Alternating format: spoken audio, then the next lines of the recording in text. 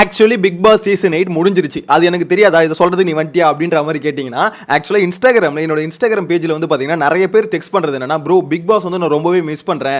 இன்னைக்கு காலையில், அதாவது நேற்று வந்து பார்த்தீங்கன்னா காலையில் 9 மணி 12 மணி 3 மணிக்கெலாம் ப்ரோமோ வருமானு போய் யூடியூப் சேனலில் போயிட்டு ப்ரோமோ தேடுறேன். பிக் பாஸோட விஜய் டிவி யூடியூப் சேனல் இருக்குல்ல, ஸோ அதில் ப்ரோமோ வருமானு ப்ரோமோ போய் தேடுறேன். அது மட்டும் இல்லாமல் நைட்டு 9:30 மணிக்கு வந்து ஹாட் ஸ்டாரில் இந்த மாதிரி ஷோ வந்துருச்சான்னு போய் பார்க்குறேன். அந்த அளவுக்கு இந்த ஷோவோட பயங்கரமாக கனெக்ட் ஆகிட்டேன் அப்படின்ற மாதிரி நிறைய பேர் டெக்ஸ்ட் பண்ணிட்டு இருந்தாங்க. ஸோ அதெல்லாம் பார்க்கும்போது இந்த ஷோ கூட இவ்வளோ பேர் எந்த அளவுக்கு எமோஷனலாக கனெக்ட் ஆயிருக்காங்க அப்படின்றது கிளியரா தெரிஞ்சுது.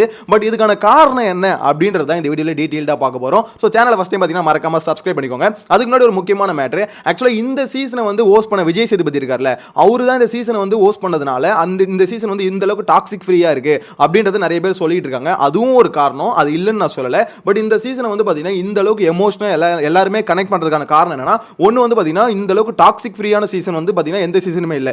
எல்லா சீசனையும் பாத்தீங்கன்னா வன்மங்கள் நிறைய இருக்கும். அதாவது எப்படி சொல்றது, ஒரு கேமை தாண்டி வெளியில வந்து பாத்தீங்கன்னா இந்த கேரக்டர் வந்து பிடிக்காது. அந்த கேரக்டர் வந்து கேமை தாண்டி வெளியே வந்தாலுமே எல்லாருமே ஹேட்டரை கொடுத்துக்கிட்டே இருப்பாங்க.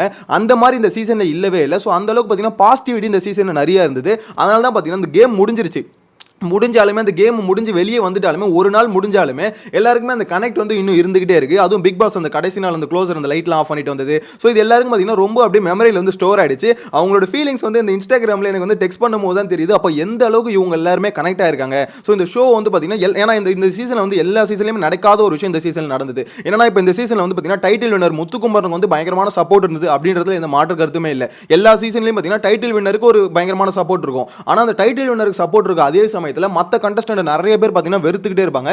ஏன்னா அவங்க அகைன்ஸ்டா ஆனது யாரு, டைட்டில் வின்னருக்கு அகைன்ஸ்டா அவங்க எல்லாரும் இருந்திருப்பாங்க. சோ அப்படின்னும் போது அவங்க மேல அவ்வளவு ஒரு ஹேட்ரேட் இருக்கும். ஆனா இந்த சீசன்ல ஒரு ஸ்பெஷாலிட்டி என்னன்னு பாத்தீங்கன்னா, முத்துக்குமரனுக்கு ஒரு சப்போர்ட் பயங்கரமா இருக்குல்ல, அதே மாதிரி சப்போர்ட் சௌந்தர்யாக்கு இருக்கு, அதே மாதிரி பாத்தீங்கன்னா ஜாக்லினுக்கு இருக்கு, மஞ்சரிக்கு இருக்கு, தீபக் இருக்கு. சோ ஒவ்வொருத்தருக்கும் பாத்தீங்கன்னா ஃபேன் பேஸ் பயங்கரமா இன்க்ரீஸ் ஆயிருக்குங்க. அவங்க போகும்போது எக்ஸாம்பிளுக்கு இப்போ ஜீரோல இருக்காங்கன்னு வச்சுக்கோங்களேன், யாரா இருந்தாலும் ராணவா இருக்கட்டும் யாரா வேணா இருக்கட்டும், ஜீரோல வந்தாங்கன்னா அட்லீஸ்ட் ஒரு 10-20% அவங்க வந்து பாத்தீங்கன்னா பயங்கர ஃபெமிலியரா இருக்காங்க.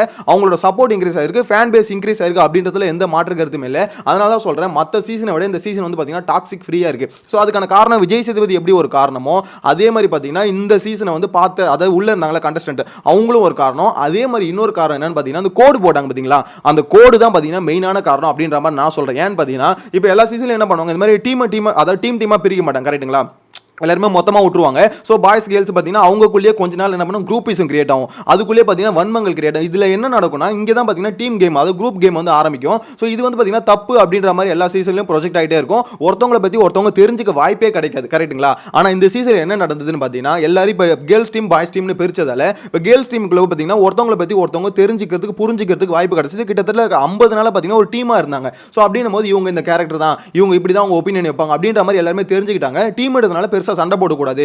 ஏன்னா நம்ம கேர்ள்ஸ் டீம்ல ஒரு சண்டை வந்தா அது வந்து பாய்ஸ் டீமுக்கு தெரிஞ்சா அசிங்கமா நினைச்சு சிரிப்பாங்க அப்படின்றதுனால பாத்தீங்கன்னா மோஸ்ட்லி சண்டே வந்து குறைச்சிக்கிட்டாங்க, ஒருத்தவங்களை பத்தி ஒருத்தவங்க தெரிஞ்சுக்கிட்டாங்க.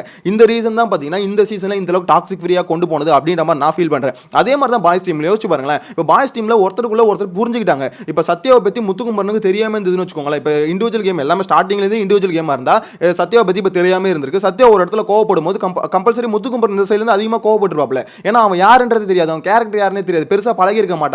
ஆனா இப்போ என்ன ஆயிடுச்சு, இந்த பாய்ஸ் டீம்ன்றதுனால இப்போ எல்லாரும் பத்தி எல்லாரும் தெரிஞ்சுக்கிட்டாங்க, 50 நாள் தெரிஞ்சுக்கிட்டாங்க. அவன் எப்படி கோவப்படுவான், அவன் கேரக்டர் என்ன, ஒரே பெட்ரூம்ல இருந்தாங்க அப்படின்னும் போது மொத்த பேர் கேரக்டரும் தெரிஞ்சதுனால மோஸ்ட்லி பாத்தீங்கன்னா அதுக்கு அடுத்து இப்போ 50 நாள் கழிச்சு சத்யா கோவப்பட்டாலுமே அட நம்ம சத்யா தானப்பா, நம்ம விஷால் தானப்பா, நம்ம முத்து தானப்பா அப்படின்ற மாதிரி ஒரு இடத்துல பாத்தீங்கன்னா இறங்கி வந்துடுறாங்க. என்ன பொறுத்த வரைக்கும் இந்த சீசன் வந்து எல்லா சீசனை விட இந்த சீசனுக்கு பெரிய சேஞ்ச் காரணமே அந்த கோடு தான். டிஆர்பி இறக்கி விட்டதும் அந்த கோடு தான், அது வேற விஷயம், ஓகேங்களா. இருந்தாலும் அந்த கோடு இருந்ததுனால இந்த அளவுக்கு டாக்ஸிக் ஃப்ரீயா இருக்கு. ஸோ இந்த கிரெடிட் வந்து பாத்தீங்கன்னா நிறைய பேர் விஜய் சேதுபதிக்கு சொல்றாங்க. அதே மாதிரி உள்ள இருக்க கண்டஸ்டன்ட் வந்து ரொம்ப நல்லவங்க அப்படின்னு நம்ம எல்லாருமே சொல்றாங்க. என்ன பொறுத்த வரைக்கும் எல்லாருமே ஒரு கட்டத்தில் நல்லவங்க தான். அப்ப போன சீசன்ல வந்தவங்க எல்லாருமே பாத்தீங்கன்னா அயோக்கிய ராஸ்கல்களா இல்ல. சோ அவங்களுக்கு வந்து பாத்தீங்கன்னா இந்த மாதிரி ஒரு ஆப்ஷன் கிடைக்கல, ஒருத்தவங்களை பத்தி ஒருத்தவங்க புரிஞ்சுக்கிறதுக்கான ஆப்ஷன் கிடைக்கல. போன சீசன்ல அர்ச்சனாவும் மாயாவும் அவ்வளவு எதிரியா இருந்தாங்க. கடைசி கொஞ்ச நாள் பாத்தீங்கன்னா நல்லாவே க்ளோஸ் ஆனாங்க. இன்கேஸ் இந்த மாதிரி ஒரு சுச்சுவேஷன் வந்து கேர்ள்ஸ் டீம் ஒன்று போட்டுருந்தாங்கன்னு வச்சுக்கோங்களேன், மேபி மாயாவும் அர்ச்சனாவும் ஸ்டார்டிங்ல நல்லா க்ளோஸ் ஆயிருக்கலாம். ஸோ கேம் எப்படி வேணா சேஞ்ச் ஆயிருக்கலாம்ல. அதனால தான் நான் என்ன நினைக்கிறேன்னா, இந்த சீசன் இந்த அளவுக்கு டாக்ஸிக் ஃப்ரீயா போனதுக்கு என்ன பொறுத்த வரைக்கும் மெயினான காரணம் அந்த கோடு. அதுக்கடுத்து விஜய் சேதுபதியும் பார்த்தீங்கன்னா பிரச்சனை எல்லாத்தையும் முடிச்சு விட்டாரு. ஸோ அதுவும் ஒரு காரணம். அதே மாதிரி பார்த்தீங்கன்னா உள்ள இருக்க கண்டஸ்டன்ட்டும் அந்த அளவுக்கு பார்த்தீங்கன்னா வன்மத்தை கேரி பண்ணல அப்படின்றது ஒரு காரணம் வச்சுக்கோங்களேன். ஆனால் மேஜர் காரணம் என்ன பொறுத்த வரைக்கும் கோடு. அந்த கோடு இருந்ததுனால தான் இந்த அளவுக்கு டீமா பிரிச்சதுனால தான் பார்த்தீங்கன்னா ஒருத்தவங்களை பத்தி ஒருத்தவங்க தெரிஞ்சுக்கிட்டாங்க. டாக்ஸிக் ஃப்ரீயா அந்த சீசன் இருந்தது அப்படின்னு நம்ம எனக்கு என்னமோ தோணுதுங்க. ஸோ அந்த ஒரு ரீசனால தான் பார்த்தீங்கன்னா மக்கள் எல்லாருமே இந்த அளவுக்கு கனெக்ட் ஆயிருக்காங்க. 9 மணிக்கு இப்போ ஷோ இந்த சீசனே முடிஞ்சிருச்சு. பிக் பாஸ் வந்து எண்டு கார்டை போட்டு முடிச்சிட்டாங்க. முடிஞ்சதுக்கு அப்புறமா காலைல 9 மணி ஆனால் போய் ப்ரோமோ வருதான்னு பார்க்கறது, ஸோ ஹாட் ஸ்டாரில் போய் லைவ் தேடுறது, இந்த மாதிரிலாம் இருக்குல்ல. ஸோ இதெல்லாம் எந்த அளவுக்கு அப்போ இந்த ஷோ கூட கனெக்ட் ஆயிருக்காங்க அப்படின்றது ஆப்வியஸாக புரிஞ்சிக்க முடியுது. ஆனால் இதில் மேட்டர் என்ன தெரியுமா, இந்த ஷோ இதெல்லாம் தாண்டி இப்போ இந்த ரிவ்யூ பண்ண 100 நாளாக ஒரு விஷயத்தை ரிவ்யூ பண்ண எனக்கும் பார்த்தீங்கன்னா அந்த ஃபீலிங் இருக்கு. நான் மட்டும் அப்படியே எப்படியே சொல்றது எல்லாத்தையும் ஒரே நாளில் மறக்கிற ஆள் இல்லை. இருந்தாலும் எனக்கு என்னன்னா ஓகே ஓரளவுக்கு ரியலைசேஷனுக்கு வந்துட்டேன். ஓகேங்களா, முடிஞ்சிச்சு அப்படின்னா ஏன்னா அடுத்த கண்டென்ட் போடணும்ல. இப்போ எல்லாருமே கேட்டுட்டு இருக்காங்க. ஸோ ஆனால் அடுத்த கண்டென்ட் நோக்கி ஓட ஆரம்பிச்சிட்டேன். இருந்தாலும் இந்த பீப்புள் ஒரு ஆடியன்ஸாக வந்து இவ்வளோ நாள் எல்லாருமே பார்த்துட்டு இருந்தவங்க 100 நாளாக ஒரு விஷயத்தை தொடர்ந்து ஃபாலோ பண்ணிட்டு இருக்காங்க. ரெகுலராக 100 நாளாக காலையில் 9 மணிக்கு ப்ரோமோ பார்த்தவங்க கண்டிப்பாக 101வது நாள் 100 நாள் 105 நாள் 106வது நாள் 7வது நாள் கண்டிப்பாக போய் ப்ரோமோ தேட தான் தோணும். அதில் எந்த மாற்று கருத்துமே இல்லை. அது வந்து பார்த்தீங்கன்னா இயல்பான ஒரு விஷயம் தான். இருந்தாலும் இந்த இன்ஸ்டாகிராமில் எனக்கு வந்து மெசேஜ் பண்ணும்போது அதை பார்க்கும்போது உண்மையில ஒரு பக்கம் நல்லா இருந்ததுங்க. எந்த சீசன்லையும் இல்லாமல் இந்த சீசனில் ஒரு விஷயம் புதுசாக இருந்தது. எல்லாருமே இவ்வளோ பாசிட்டிவிட்டியாக இருக்காங்க. அதே மாதிரி நிறைய பேர் அதாவது மோஸ்ட்லி பார்த்தீங்கன்னா உள்ள வந்தாங்களா கண்டஸ்டன்ட் யாருமே வெளியே போகும்போது நெகட்டிவிட்டியை எடுத்துட்டு போல. அது இந்த கண்டஸ்டன்ட் வந்து மொத்த பேர் வெறுக்கிறாங்கப்பா அப்படின்ற மாதிரி ஒரு கண்டஸ்டன்ட் கூட கொஞ்சம் இருக்குன்னு வச்சுக்கோங்களேன். இருந்தாலும் இவனை ஃபுல்லாவே யாருக்குமே பிடிக்காது அப்படின்ற மாதிரி எல்லாருமே ஒரு ஃபேன் பேஸை கேரி பண்ணிட்டு தான் போயிருக்காங்க. ஸோ இந்த சீசன் வந்து பயங்கர சக்ஸஸ் யாருக்குன்னு பார்த்தீங்கன்னா விஜய் டிவிக்கு அது சக்ஸஸா இல்லையான்னு தெரியல. ஆனால் கண்டிப்பாக உள்ள வந்த கண்டஸ்டன்ட் எல்லாருக்குமே பயங்கரமான சக்ஸஸ். ஏன்னா அவங்களுக்கு ஒரு நல்ல பேரோட வெளியே போறாங்க, ஒரு ஃபேன் பேஸை தூக்கிட்டு போறாங்க.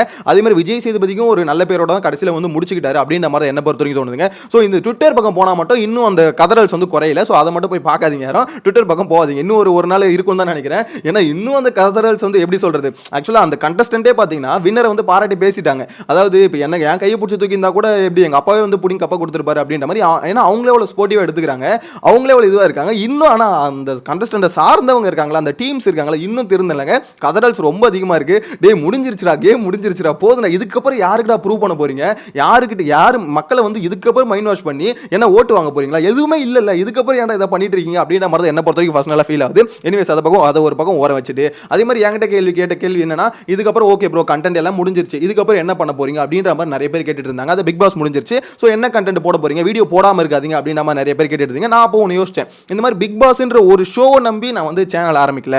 ஸோ நம்மளுக்கான ஒப்பீனியன் வந்து ஷேர் பண்ணணும், மற்றவங்க கூட ஷேர் பண்ணணும், அவங்க அது கூட கனெக்ட் இருந்தால் அதுக்குள்ள ஒரு இன்ட்ராக்ஷன் வரும், நல்ல ஒரு ஹெல்த்தியான ஒரு கம்யூனிட்டியாக வந்து பில்ட் ஆகலாம் அப்படின்ற மாதிரி தான் நினைச்சேன். ஸோ அதுக்காக தான் பார்த்தீங்கன்னா சேனல் கிரியேட் பண்ணுது. ரிவ்யூஸ்க்காக மட்டும், ரிவ்யூ பண்ணுறதுக்காக மட்டும் இல்லை, ஒரு சேனலாக என்ன சார்ந்த ஒரு சேனலாக கிரியேட் பண்ணணும்னு நினைச்சேன். ஸோ ஷோக்குள்ளே அது வந்து அடக்கணும் அப்படின்ற மாதிரி எனக்குமே ஃபீல் இல்லை. ஒரு பிக் பாஸ் முடிஞ்சதுக்கப்புறம் அடுத்த ஒரு 7 மாதம் பார்த்தீங்கன்னா இது வந்து ஆஃப் பண்ணி போட்டுட்டு திருப்பி 7 மாதம் கழிச்சு பிக் பாஸ் ஷோ ஆரம்பிச்சதுக்கப்புறம் வந்து ரிவ்யூ பண்ணுறது, அது ஒரு செட் ஆஃப் ஃபார்மேட் வந்து சில பேர் ஃபாலோ பண்ணுறாங்க. ஆனால் என்ன பொறுத்த வரைக்கும் அப்படி ஃபாலோ பண்ணணும்னு தோணல.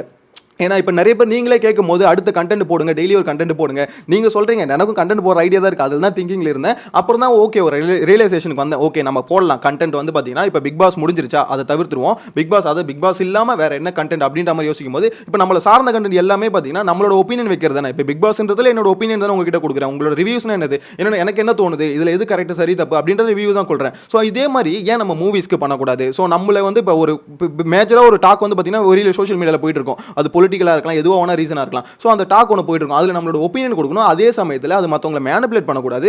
அங்க என்ன பிராக்டிகலா நடக்குதோ அது உங்களுக்கும் தெரிஞ்சா உங்களுக்கு ஒரு இன்ஃபர்மேட்டிவா ஒரு விஷயத்தை ஷேர் பண்ணலாம் அப்படின்னு மாதிரி என்ன பொறுத்த வரைக்கும் தோணுது. ஸோ மூவி ரிவ்யூஸை பொறுத்த வரைக்கும் பார்த்தீங்கன்னா என்னோட ஸ்டைலில், அதாவது நார்மலாக வந்து பார்த்தீங்கன்னா மூவி ரிவ்யூஸ் பண்ணுவாங்கல்ல, இந்த மாதிரி வந்து அப்படி எப்படி சொல்றது, அந்த ஸ்டோரியை வந்து மொத்தமாக வந்து கொட்டிடுவாங்க, இதான் படத்தோட கதை அப்படின்னு நம்ம சொல்லிட்டு அவனுக்கு தோண ஆரம்பிச்சிடும். இதை வந்து படத்தை போய் தேட்டரில் பார்க்கலாமா, ஏன்னா இதான் கதைன்னு சொல்லிட்டாங்க, இதை ஓடிடியில் பார்த்துலாமே, இல்லை டவுன்லோட் பண்ணி பார்த்துக்கலாம் அப்படின்ற ஒரு ஃபீல் வந்துடும். என்ன பொறுத்த வரைக்கும் அந்த மாதிரி எனக்கு பிடிக்கலன்னு வச்சுக்கோங்க, அந்த படத்தோட ரிவ்யூவே போட மாட்டேன். ஓகேங்களா, என்ன பொறுத்த வரைக்கும் அதான், எனக்கு ஒரு படம் பிடிச்சிருக்கு, எனக்கு வந்து ஃபீல் குட்டா இருக்கு, நான் கொடுத்த காசுக்கு வந்து ஒர்த்தா இருக்கு அப்படின்ற பட்சத்தில் அதோட ரிவ்யூஸ் என்னோட ஸ்டைலில் வந்து பார்த்தீங்கன்னா கதையெல்லாம் சொல்றது வந்து எனக்கு பிடிக்காது. ஓகேங்களா, அது கதை சொல்றதும் வராதுன்னு வச்சுக்கோங்களேன். என்ன பொறுத்த வரைக்கும் என்னோட ஸ்டைலில் ஓகே இதை வந்து பார்க்கலாம் அப்படின்ற ஒரு சஜஷன் ஒப்பீனியன் வந்து பார்த்தீங்கன்னா ரிவ்யூவாக சொல்லலாம் அப்படின்ற மாதிரி ஐடியாவில் இருக்கேன். எந்த அளவுக்கு ஒர்க் அவுட் ஆக போகுதுன்னு தெரியல, பார்க்கலாம். ஒரு 2-3 வீடியோ ட்ரை பண்ணி பார்க்கலாம், ஒர்க் அவுட் ஆச்சுன்னா அப்படியே கண்டினியூ பண்ணலாம். இது மட்டும் இல்லாமல் நான் சொல்ற மாதிரி அடுத்தடுத்து நம்ம எந்தெந்த ஒப்பீனியன் எந்தெந்த ஒரு இன்ஃபர்மேஷன் உங்களுக்கு கூட ஷேர் பண்ணணும்னு தோணுது எல்லாமே கண்டென்ட்டாக ப்ரொவைட் பண்ணுறேன். உங்களுக்கு பிடிச்சிருந்தா அந்த கண்டென்ட் ஓகே லைக் பண்ணி அடுத்து ஷேர் பண்ணுங்க, இல்லைனா அதை அப்படியே தவிர்த்துடுங்க. நெக்ஸ்ட் சீசன் வந்து உங்களுக்கு பிக் பாஸ் தான் பிடிக்கும்னா அப்படியே நெக்ஸ்ட் சீசன் வந்து அப்படியே கண்டினியூ பண்ணிக்கோங்க அப்படின்ற மாதிரி சொல்லிக்கிறேன். ஒரு இன்ஃபர்மேஷனாக இதை சொல்லிக்கிறேன். அது மட்டும் இல்லாமல் முக்கியமான விஷயம், இந்த வீடியோ போகிறதுக்கான மெயினான மோட்டிவ் என்னன்னா, ஷோ முடிஞ்சிருச்சு, ஸோ கொஞ்சம் கொஞ்சமாக அதுலேருந்து ரெக்கவர் ஆகி வெளியே வந்துருங்க. ரெக்கவர் ஆகி மீன்ஸ் என்னன்னா எமோஷனலாக கனெக்ட் ஆகும் எல்லாருக்குமே. ஸோ இவங்க வந்து ஃபேனாக கனெக்ட் ஆயிருப்பீங்க, இந்த ஷோவுக்கு வந்து பார்த்தீங்கன்னா ஒரு ஆடியன்ஸாக கனெக்ட் ஆயிருப்பீங்க, எல்லாத்துலேருந்து கொஞ்சம் கொஞ்சமாக வெளியே வந்தால் கொஞ்சம் பெட்டரான விஷயமா இருக்கும். ஏன்னா எனக்கு புரிஞ்சுக்க முடியுதுங்க. அந்த இன்ஸ்டாகிராம் மெசேஜஸ் ஒன்னொன்னு பார்க்கும்போது என்னால் புரிஞ்சுக்க முடியுது. ஸோ எந்த அளவுக்கு எல்லாருமே பார்த்தீங்கன்னா இந்த ஷோ கூட பயங்கரமாக அட்டாச் ஆயிருக்காங்க அப்படின்றது கிளியராக புரிஞ்சுக்க முடியுது. நேற்று கூட பார்த்தீங்கன்னா ஜாக்லின் என்ன பண்ணாங்க, ட்விட்டர் ஸ்பேஸில் வந்து பார்த்தீங்கன்னா கிட்டத்தட்ட 7.5 மணி நேரம் அவங்க ஃபேன்ஸ் கூட பேசியிருக்காங்க. அப்படின்னும் போது அப்போ அவங்களுக்கு எந்த அளவுக்கு அவங்க ஃபேன் கூட அட்டாச் ஆயிருக்காங்க, ஃபேன்ஸ் கூட அட்டாச் ஆயிருக்காங்க, அதே மாதிரி ஃபேன்ஸ் எல்லாமே அவங்க கூட எவ்வளோ அட்டாச் ஆயிருக்காங்க. 7.5 மணி நேரம் ஜாக்லின் பேசுனாங்க, சரி அவங்க கூட ஒவ்வொருத்தரும் வந்து பேசிட்டாங்க. பேசினதை எடுத்து பார்த்தீங்கன்னா பயங்கரமாக ட்விட்டரில் வந்து ட்வீட்டாக போட்டிருக்காங்க. என்னோட தலைவி கூட பேசிட்டேன், என்னோட தங்க பிள்ளை கூட பேசிட்டேன் அப்படின்ற மாதிரி பார்த்தீங்கன்னா மொத்த பேர் எடுத்து ட்வீட்டாக போட்டுருக்காங்க. அப்படின்னும் போது இன்னும் ஆக்சுவலாக எப்படி சொல்றது, அவங்களால பிரிஞ்சு வர முடியல. ஜாக்லின் எங்க தலைவியை நான் பார்த்துட்டோம், அவங்கள வந்து இது பண்ணோம் அப்படின்ற மாதிரி எல்லாம் பேசிட்டு இருக்காங்க. அது உண்மையில நல்ல விஷயம் தான். ஜாக்லினும் ரெகக்னைஸ் பண்ணி 7.5 மணி நேரம் அவங்களுக்காக டைம் ஒதுக்கி, நைட் அவங்கள தூங்க வரலன்னு நினைக்கிறேன். ஸோ அந்த அளவுக்கு டைம் ஒதுக்கி அவங்க கூட வந்து இவ்வளோ நேரம் பேசிட்டு இருந்தாங்களே, அது வந்து பார்த்தீங்கன்னா அவங்களுக்கு அந்த எந்த அளவுக்கு ரெஸ்பெக்ட் கொடுக்குறாங்க அப்படின்றத புரிஞ்சிக்க முடியுது. ஸோ ஒவ்வொரு ஃபேன் பேஸும் அப்படிதான். ஸோ எல்லாருமே பயங்கரமாக அட்டாச் ஆயிருக்காங்க. இருந்தாலும் பார்த்தீங்கன்னா ஷோ முடிஞ்சிருச்சு. ஸோ இதுக்கப்புறம் கொஞ்சம் கொஞ்சமாக வெளியே வந்து அடுத்த ஷோ நோக்கி போகலாம், அப்படி இல்லைன்னா அடுத்த வேலையை பார்த்துட்டு போகலாம் அப்படின்ற மாதிரி சொல்லிக்கிறேன். எனவே சேனலை ஃபஸ்ட் டைம் பார்த்தீங்கன்னா மறக்காம சப்ஸ்கிரைப் பண்ணி வச்சுக்கோங்க. நெக்ஸ்ட் வீடியோவில் மீட் பண்ணலாம். Bye by.